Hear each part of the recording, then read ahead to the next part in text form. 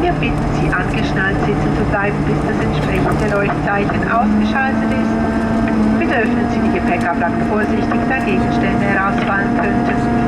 Wir verabschieden uns nun von Ihnen und hoffen, dass Ihnen der Flug mit uns gefallen hat.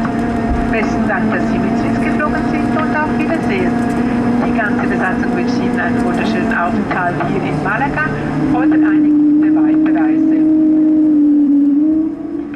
Welcome, dear guests, to Malaga Airport. We ask you to keep your seatbelts fastened until the respective cabin sign has been turned off. Please open the baggage racks carefully as objects could fall out. We now say goodbye to you and hope you have enjoyed your time with us. Thank you for flying Swiss and we look forward to welcoming you aboard again soon.